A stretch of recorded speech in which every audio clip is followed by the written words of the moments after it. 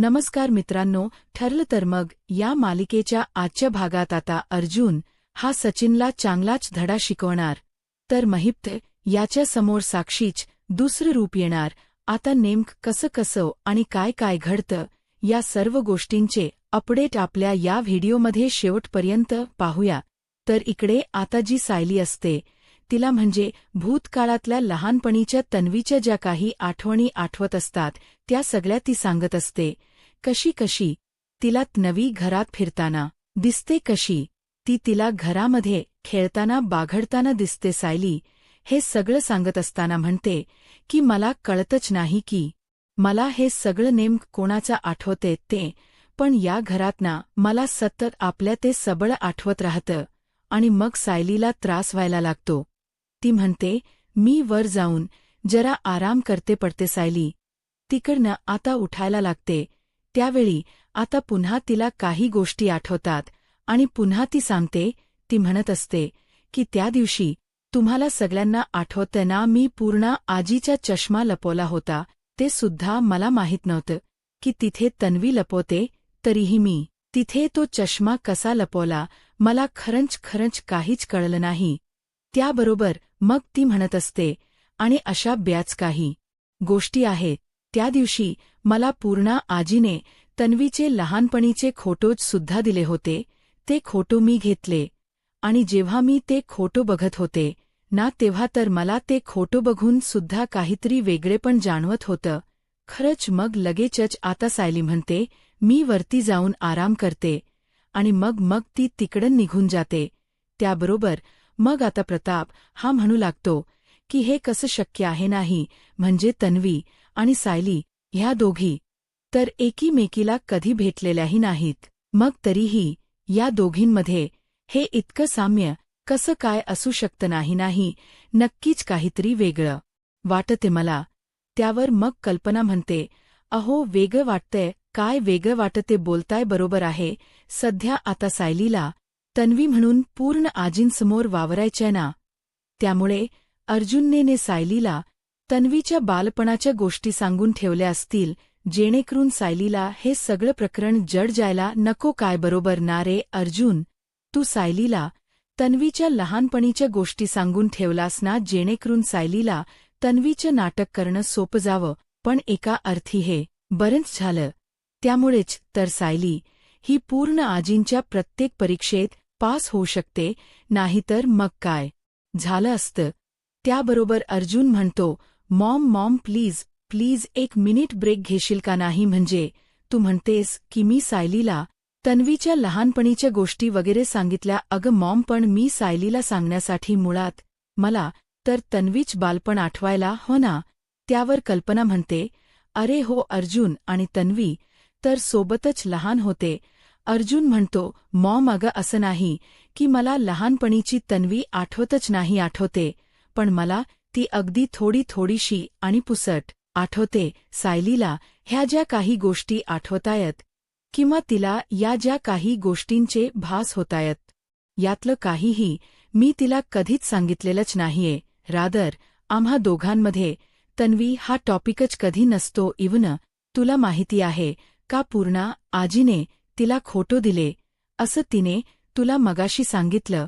ते खोटो सुद्धा मी तिला सांगितलं की तू पूर्ण आजीला परत करून टाक. त्या तन्वीचे खोटो तुझ्याकडे ठेवूनच घेऊ नकोस. उगाच ते खोटो तुझ्याजवळ राहिले तर सतत तुला म्हणजे त्या तन्वीमुळे त्रास होत राहील, आणि म्हणूनच मी ते फोटो सुद्धा तिला परत करायला सांगितले. मग मॉम, हे एवढं सबळ असताना मला कळतच नाहीये की नेमकं सायलीला तन्वीचे भास होतायत तरी कसे काय गडबड आहे काय नाही, मला काहीही कळत नाहीये. मॉम म्हणजे याआधी सुद्धा सायलीने 2-3दा मला हे सगळं सांगितले, पण नेमकं सायलील असं का होतं खरंच मला कळत नाहीये. त्याबरोबर मग कल्पना आता अर्जुनला आलेल टेन्शन बघून म्हणते अरे अर्जुन, बाद झालं, इतका उगाचच जास्त विचार करण्याची काहीही गरज नाहीये. अरे योगायोग म्हणतात ना, तो हात सायलीला कदाचित योगायोगानी या गोष्टी आठवत असतील. आता कल्पना अर्जुनच्या मनाची समजूत घालण्यासाठी तर योगायोग या शब्दाचा वापर तिथे करते, पण कल्पनालाही प्रश्न पडतो की इतका योगायोग कसा काय असू शकतो सायलीला. इतक्या सर्व गोष्टी कशा काय आठवत असतील. इतकं साम्य कसं असू शकतं ना सायली हिच्याबरोबर. नक्की हे काय घडतंय हा प्रश्न कल्पनाला सुद्धा पडतो. आणि कल्पना सुद्धा आता तिच्या विचारांमध्ये व्यस्त होऊन जाते. त्याबरोबर दुसऱ्या बाजूला इकडे आता सायली हिला पूर्णा आजी गळ्यातली चेन देतात. आता पूर्णा आजीने ती चेन दिल्यानंतर सायलीला काहीतरी वेगळं जाणवत असतं. पुन्हा तिला भूतकाळाची आठवण येऊ लागते. अर्जुनच्या वाढदिवसाच्या दिवशी पूर्णा आजीने सायलीच्या म्हणजेच ख्यात तन्वीच्या गळ्यात सुद्धा अशीच चेन घातली होती. आणि सायलीला आता तोच प्रसंग सतत आठवत असतो. ती विचार करते की मला हा प्रसंग याआधीसुद्धा माझ्याबरोबर घडलाय असं सारखं का वाटतंय. खरंच नेमका मला हा सर्व त्रास का होतो. काय गडबड आहे ही सगळी असा सायली आता विचार करत राहते. पण सायलीला तिच्या प्रश्नांची उत्तर काही सापडत नसतात. तर दुसऱ्या बाजूला इकडे खायनली सचिनने अण्णांची बेल केलेली असते. आणि आता अण्णांना बेल करण्यासाठी तो तिथे एका मोठ्या वकिलाला घेऊन गेलेला असतो. आता तिकडे तो वकील आणि सचिन सर्व फॉर्मॅलिटीज कंप्लीट करतो. आणि त्यानंतर सचिन महिप्तला म्हणतो, चला अण्णा मी तुम्हाला घरी घेऊन जातो. सचिन आणि महिप्त हे दोघजण महिप्तच्या हातात त्या घरी येतात. तिथे आल्यानंतर महिप्त विचारतो माझी साक्षी कुठे. सचिन म्हणतो एकच मिनिट हा लगेच बोलावतो तिला. आणि सचिन आतमध्ये जातो आणि साक्षीला सांगतो साक्षी मी अण्णांना घेऊन आलोय चल लवकर. साक्षी बाहेर येते. अण्णांच्या समोर अण्णा म्हणतात हे पोरगी तू कोण आणि माझी लेक कुठे आहे साक्षी. त्याबरोबर मग सचिन म्हणतो अण्णा अहो असं काय करताय साक्षी कुठे हे तुम्ही साक्षीलाच कस विचारू शकता. त्यावर महिप्त म्हणतो काय बोलतोय सचिन तुझ्या तरी लक्षात येत का. सचिन म्हणतो अण्णा हो तुम्हाला कळत नाहीये का हे तुमची लेक तुमची साक्षी तुमच या समोर तर उभी आहे. त्यावर महिप्तला आता हे ऐकून धक्का बसतो. सचिन त्याला सांगत असतो ओ सॉरी अण्णा अहो तुम्हाला तर काहीच गोष्टी माहीत नाहीयेत ना. सांगतो मी तुम्हाला सर्व गोष्टी अगदी सविस्तर सांगतो. अण्णा अहो ही तुमची लेक साक्षी शिकरेल हिने प्लास्टिक सर्जरी करून घेतलेली आहे. अण्णा विचारतात प्लास्टिक सर्जरी आणि ती कशासाठी साक्षी हे सगळं का केले तू. त्यावर साक्षी अण्णांना सांगते त्या अर्जुनने मला ओळखू नये आणि माझ्यापर्यंत पोहोचू नये म्हणून. तेव्हा आता महिप्तला जेव्हा साक्षी हे सांगते तेव्हा तो म्हणतो चल मग बरं झालं. एकार्थी खरोखरच तुझा चेहरा बघून मी सुद्धा तुला ओळखलं नाही. तू माझ्या पोटची पोरगी असून जर मला तुला ओळखू आलं नाही तर मग तो ॲडव्होकेट अर्जुन सुभेदार क्या खाक ओळखणार आहे का तुला. त्याला सुद्धा तू अजिबातच ओळखू येणार नाहीयेस. मला माहिती आहे साक्षी पोरी तू बिलकुलच काळजी करू नकोस. तो अर्जुन सुभेदार आहे की नाही तो तुझा आता काही बिघडू शकणार नाहीये. आता तर तुझा चेहराच त्याला ओळखू येणार नाहीये. तर तोपर्यंत आता इन्स्पेक्टर सावंतांकडून चैतन्यापर्यंत ही गोष्ट पोहोचलेली असते की महिप्त शिखरेला इकडे आता सचिन दीक्षित येऊन बेलवर घेऊन गेलाय. आता हे ऐकल्यावर चैतन्याला खूप मोठा आश्चर्याचा धक्काच बसतो. चैतन्य विचार करतो या गोष्टी ताबडतोब अर्जुनच्या कानावरती घातल्याच पाहिजे. चैतन्य लगेचच अर्जुनकडे येतो आणि आता तो अर्जुनला सांगत असतो अर्जुन तुला माहिती आहे का काय झालंय ते. त्यावर अर्जुन म्हणतो काय झालंय. त्यावर चैतन्य त्याला सांगत असतो अरे अर्जुन आपल्या अस्मिता ताईच्या नव्याने त्या नालायक सचिनने त्या महिप्त शिखरेला तुरुंगातून सोडवले ते सुद्धा बेलवरती. त्यावर अर्जुन म्हणतो काय बातमी पक्की आहे. त्यावर अर्जुन म्हणतो हो. चैतन्य सांगतो हो बातमी अगदी पक्की आहे. अर्जुन अरे मला आता सध्या इन्स्पेक्टर सावंतांनी कॉल केला होता आणि त्यांनीच मला सांगितलं हे सगळं. त्यामुळे बातमी अगदी 100% खरी. त्याबरोबर हे ऐकून सायली म्हणते अरे बापरे आता तो महिप्त बाहेर आला म्हणजे आपल्या डोक्याचं टेन्शन आणखीन जास्त वाढलं मला. तर ना कळतच नाही नेमकं हे सबळ असं का घडतं. आपल्या घरावरचं एक संकट गेलं की दुसरं संकट गेलं की तिसरं संकट असं तयारच कशासाठी असतं. आपण आता एवढ्या अडचणीतून कसं बसं करून रियाला घरातून हाकलावून लावली, आपलं घर मोकळं केलं. तर आता पुन्हा हे महिप्त नावाचं नवीन संकट आपल्या घरावरती चालून येतच आहे. अहो आता काय होईल पुढे. नाही म्हणजे हा महिप्त बाहेर सुटून आलाय म्हटल्यावर याच्या मनात सुडाची भावना असेल. हा आपल्या फॅमिलीला तर काही त्रास देणार नाही ना. हा काही करणार तर नाही ना. त्यावर आता अर्जुन ताबडतोब सायलीला शांत करतो आणि म्हणू लागतो, बायको हे बघ, प्लीज प्लीज रिलॅक्स, शांत हो. उगाच तुला एवढा विचार करण्याची ना काहीही गरज नाहीय. आणि तो महिप्त शिखरे तो काहीही करू शकणार नाहीये आपलं. तो काही बिघडवू शकणार नाहीये. मी आहे ना तुझ्याबरोबर. तू कशाला काळजी करतेस. डोंट वरी. काय करायचं ते मी बघून घेतो. सध्या फक्त तू तुझी आणि आपल्या बाळाची काळजी घे बस. That's it. त्यापेक्षा जास्त तू आणखीन कसलाही विचार करू नको. अगदी कसलाच नाही, समजलं का. तुला बाकी काय करायचं ते बघायला मी आहे ना. तू निश्चिंत रहा, निवांत रहा, असं आता अर्जुन सायलीला सांगतो. त्यानंतर मग तो चैतन्याला म्हणत असतो, चैतन्य सगळ्यात अगोदर एक काम कर. नेमकी महिप्त शिखरेला नक्की बेल कोणी मिळवून दिली आहे ते शोधून काढ. नाही म्हणजे याला कन्फर्म नाव माहिती असायला पाहिजे. जी माहिती आपल्याला पोलीस स्टेशनमधूनच मिळेल.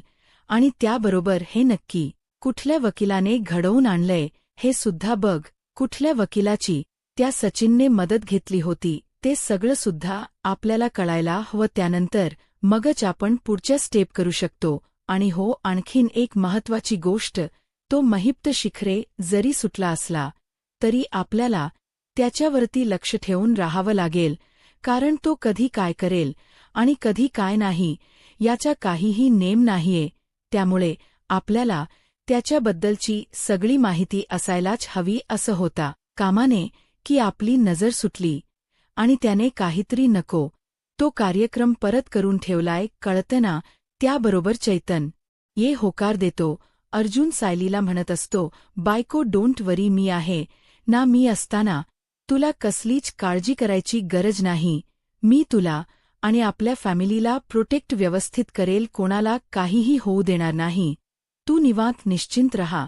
त्याबरोबर मग आता इकडे प्रताप म्हणत असतो, मला कळत नाहीये ह्या सचिनच नेमकं चाललंय तरी काय. ऑलरेडी स्वतः वाढवून ठेवलेला उपद्व्याप काही कमी आहे का. तर आता त्या महिप्तूला सुद्धा जेलच्या बाहेर काढलं आणि आपल्या बोकांडी सोडलं नाही. खरंच हा सचिनना कधी सुधारूच शकत नाही. हेच काहीतरी अंतिम सत्य आहे. त्याबरोबर आता अस्मिताला हे सगळं ऐकून वाईट वाटतं आणि गिल्ट सुद्धा येतं. अस्मिता म्हणते, अर्जुन सायली खरंच sorry. I am really very sorry. म्हणजे खरं बघायला गेलं तर तुम्हाला माझ्या नव्यामुळे हा इतका सर्व त्रास सहन करावा लागतोय. खरं तर सचिनला कळायला व सचिनने या सर्व गोष्टी करायला नकोय. पण काय करू, त्या मूर्खाला काही कळतच नाहीये. मी तुमची माफी मागते सचिनच्या वतीने. काहीही झालं, कितीही नालायक असला, कसाही असला तरी आफ्टर ऑल तो माझा नवरा आहे आणि माझ्या नव्यामुळे तुम्हाला त्रास होतोय. यासाठी खरंच माफ करा मला. सचिन हे असं विचित्र वागेल हे मी कधी स्वप्नातही विचार केला नव्हता. मला वाटलं होतं की सचिनच माझ्यावर खूप म्हणजे खूप प्रेम आहे. पण नाही, सचिनच माझ्यावर प्रेम वगैरे काहीही नाहीये. सचिन तर माझ्याबद्दल काही विचारही करत नाही. कळायला उशीर झाला पण फायनली माझ्यापर्यंत सचिनबद्दलचे सगळे गुण पोहोचले. अर्जुन सायली खरंच सॉरी. आणि जर यावेळी सचिनकडून तुम्हाला काही त्रास झाला ना त्या महिप्त शिखरेमुळे तर तुम्ही ताबडतोब ॲक्शन घ्या आणि सचिनला तुरुंगात वगैरे घालवा. आणि यावेळी माझा अजिबात आक्षेप नसेल. यावर अर्जुन म्हणत असतो, डोंट वरी अस्मिताई. ते सगळं कसं आणि काय करायचं ते अगदी व्यवस्थित मी बघून घेईनच. त्याचा फार विचार तू करू नकोस. तू फक्त सध्या तुझी आणि तुझ्या बाळाची व्यवस्थित काळजी घे. सध्या या सर्व गोष्टींमुळे तुझ्या बाळाकडे तुझं दुर्लक्ष होतेय. त्याला व्यवस्थित तुझा वेळ दे. सचिनच काय, त्याची काळजी तू करू नकोस. त्याला कसा बघून घ्यायचा ते मला अगदी व्यवस्थित माहिती आहे. मी बघतो याच्याकडे. You all are don't worry dad. तुम्ही घरी असाल तेव्हा घरामध्ये काळजी घ्या. आणि सायली, तू आणि पूर्णा आजीला सुद्धा सांग ही दोघांनीही कुठेही बाहेर जायचं नाही. तू प्रेग्नंट आहेस. तू रिस्क घेऊ नको. आणि पूर्णा आजीच एज जास्त आहे. पूर्णा आजीला जरी आपल्या अंगणात राऊंड मारायचे असले तरी सुद्धा त्यासाठी विमल ताईला बरोबर घेऊन जायचं समजलं. त्याबरोबर मग आता दुसऱ्या बाजूला इकडे जो सचिन असतो तो विचार करतो, चला आता या महिप्तला तर सोडवून झालं, पण आता लागलं पाहिजे ते सुभेदारांच्या मागे नाही. म्हणजे त्या अस्मिताने माझ्याकडे पोडगी मागितली जरी असली तरीही थोडीच मी तिला पोडगी वगैरे काही देणार आहे. मी तर तिला पोडगीचा सुद्धा देणार नाही. पण यासाठी मला तिची वाईट बाजू कोर्टाला दाखवावी लागेल. आणि तिची वाईट बाजू जर मला कोर्टाला दाखवायची असेल तर तिच्याबद्दलचे पुरावे माझ्या हातात असायला हवे. आणि तिच्याबद्दलचे पुरावे मला मिळवायचे असतील तर मला पुन्हा एकदा सुभेदारांच्या घरी जावंच लागेल. सुभेदारांकडे जाऊन काहीतरी तमाशे करावे लागतील. अनायसे आता तसंही माझ्याकडे त्या चैतन्याचा आणि अस्मिताचा फोटो आणि एक व्हिडिओ सुद्धा आहेच. पण तरीही आणखीन काहीतरी पुरावा असायला हवा.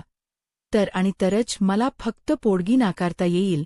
त्यामुळे मला जावंच लागेल. मग सचिन पुन्हा एकदा त्या दिवशी सारखा स्पाय कॅमेरा त्याच्या आता त्या शर्टमध्ये तिथे जो खिसा असतो त्याला लावतो पेनच्या टोपणवरती.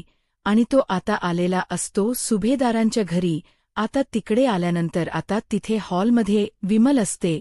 विमल म्हणते, सचिन दादा तुम्ही पण माफ करा. सचिन दादा, मला तुम्हाला घरात घ्यायचं नाही आहे असं सगळ्यांनी सांगून ठेवलेलं आहे.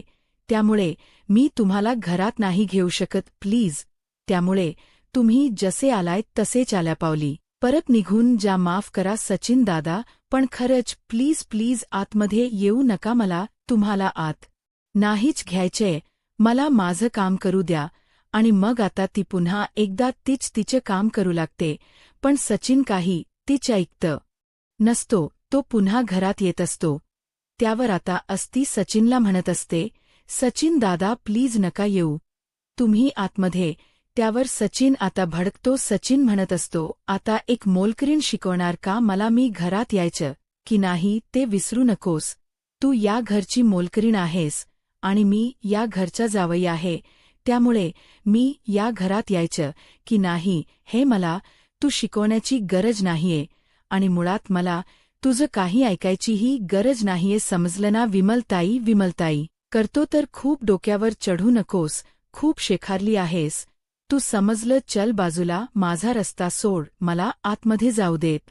याबरोबर मग विमल ही आता वाईट वाटत विमलला विमल म्हणते, सचिन दादा हे बघा, तुम्हाला दारामध्ये थांबवून ठेवण्याची मला सुद्धा काही हौस नाहीये.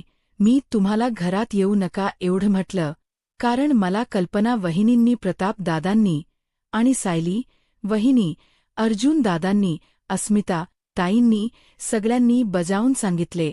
आता इतका गोंगाट ऐकून कल्पना खाली येते. कल्पना आता तिकडे येते आणि म्हणत असते, विमल कसला आरडाओरडा सुरू आहे? विमल म्हणते, ताई सचिन दादा आले. त्याबरोबर मग कल्पना खाली येते आणि सचिनला बघते आणि संतापते. कल्पना म्हणत असते, निर्लज्ज ये आहेस का रे तू? नालायका, तुला लाज वाटत नाही का? की अक्कल नाहीय तुला? एकच गोष्ट तुला किती वेळा सांगितलं ना, तुला आमच्या घरात पुन्हा येऊ नको म्हणून. मग समजत नाही तुला माझ्या अस्मिताची आणि तुझी डिवोर्सची कोर्ट केस सुरू आहे ना? मग तरीही निर्लज्जासारखा तोंड उचलून आमच्या घरी आलास का परत? हे बघ, उगाचच्या उगाच मला तुझ्याबरोबर वाद घालण्यात काहीही रस नाहीये. आमच्या घरातलं वातावरण चांगलं आहे आणि ते तसंच चांगलंच ठेवायचं आहे. मला उगाचच्या उगाच तुझ्यामुळे आमच्या घरचं वातावरण खराब झालं ना, तर ते मला चालणार नाही.